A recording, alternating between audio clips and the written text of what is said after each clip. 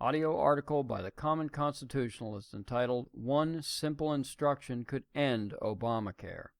On Wednesday, Erick Erickson of the Resurgent reminded some of us and revealed for the first time to the rest a way that President Trump could single-handedly end Obamacare. And what did Mr. Erickson reveal? Well, it's a payoff to members of both houses and their staff, one of which few knew or reported.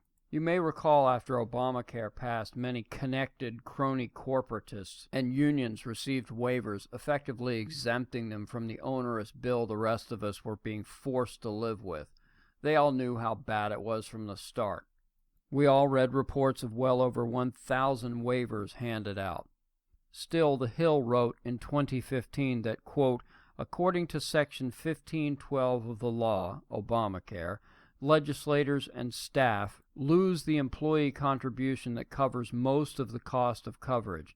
The amendment passed by Congress specifically requires that members and their staff give up their generous federal employee health benefit plan, health benefits, and instead purchase their health insurance through Obamacare exchanges. In essence, Congress was required by law to be treated like any other citizen who lost the individual market insurance they liked, unquote. This, it was thought, might be a way to bring Congress to their senses, if they and their people had to actually abide by a law they passed.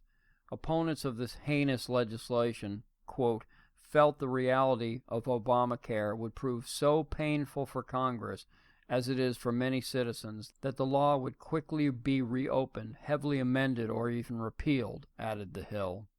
But it wasn't reopened, amended, or repealed. As we've learned many times, this is not the way things work in Washington. Democrat or Republican, they will protect their own and shield themselves and their staffs from the burdensome laws and regulations they pass.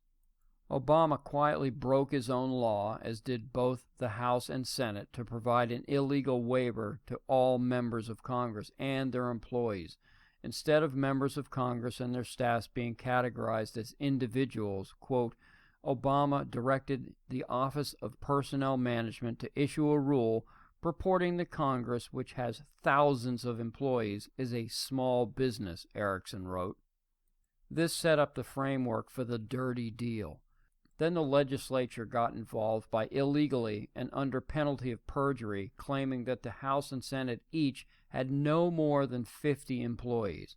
As of 2015, The Hill estimated the actual number to be in excess of 13,000. This illegal waiver gave, quote, legislatures and staff gold-level Obamacare coverage with a 75% subsidy paid by taxpayers, or even the option of opting out and retaining their previously heavily subsidized plan.